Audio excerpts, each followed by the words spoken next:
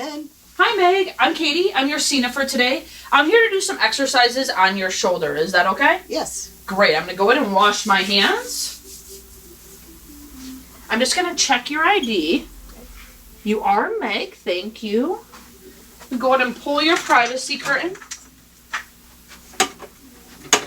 And we are going to raise your bed.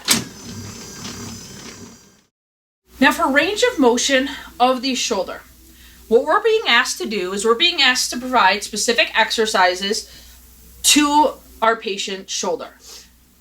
Now where we're going to find out if we need to do range of motion and what exercises and how many of them are going to be in the care plan. So it's always extremely important that you check the care plan before beginning exercises on a patient. It might specify the exact exercises that need to be completed, the exact repetitions, and even the exact side. So it's extremely important we're doing the correct joint and the correct side of the patient. Always remember when you're going to do the patient's exercises, you're doing the patient's correct side. So for example, if I were supposed to be doing Meg's left side here, I wouldn't say that's her left side there. Although it's my left side, it's not hers. So check and turn and make sure you're doing the patient's correct side. Whenever we're doing these exercises, we want to making sure we're going at a slow rate of speed. That way, if we meet any type of resistance, what we're going to do is only do the exercise till we meet that resistance. So if I'm raising her arm up and her arm only goes to here before I get some pushback or resistance, that is where we stop going. We're not going to try to push through that resistance. We need to make sure we ask the patient about pain and discomfort as much as possible throughout exercises. Lastly, what we're going to be showing you here is what we call passive range of motion. Passive range of motion means that the patient cannot assist us. We have to do the exercises for them.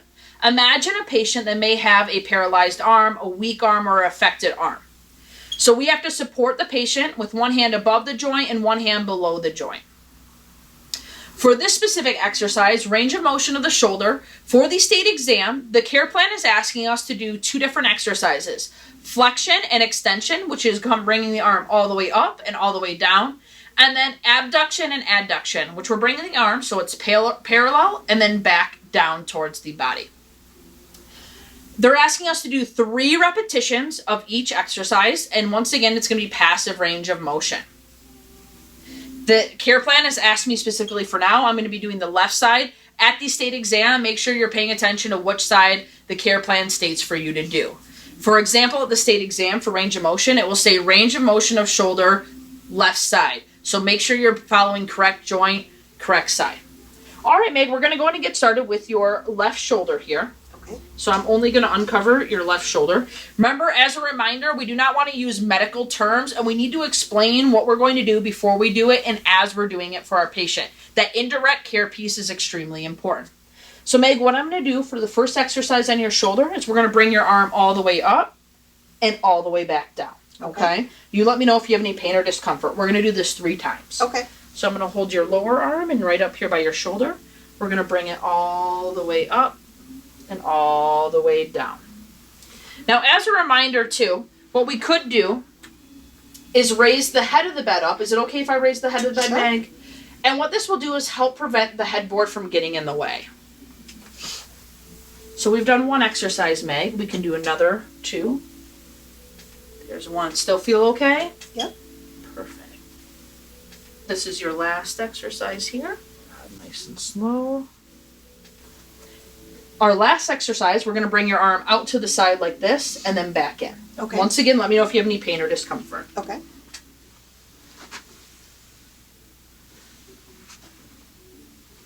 Feeling okay? Yes. Good. There's 2. And our last 1. Still feeling okay? Mm-hmm. Great. How'd that feel? Good. Good? All right. Great. So we're all finished with our exercises for today. Do you want me to leave the head of the bed up or do you want me to put it back flat for you? Go ahead and put it flat. Go ahead and put it flat? All right. I'm going to go ahead and do that. Is there anything else I can do for you while I'm in here? No, thank you. All right. Are you comfortable position? I am. Great. I'm going to go ahead and put your bed back down into a low position. All right. Would you like your private skirt open or closed? Closed, please. All right. I'm going to bring your personal belongings over here. So as a reminder, for this exercise, we just had a patient who has a weak or paralyzed side on her left side. So if I were to put her personal belongings and her call light in her left hand, she would not be able to reach her personal belongings with her left hand or call us. So it's extremely important that we make sure once our patient has a affected side, a weak side or paralyzed side, that we're putting their belongings and everything within reach on their strong or unaffected side. So is this good for you? It has everything you need, your reading materials and all that? Yes. Great. All right, Meg, I'm just going to hand you this call light in your right hand. Okay. There you go. Thank you. All right, need anything else at all? No, thank you. All right, I'm just going to wash my hands, and if you need anything at all, just make sure you call us. Okay. Thank you.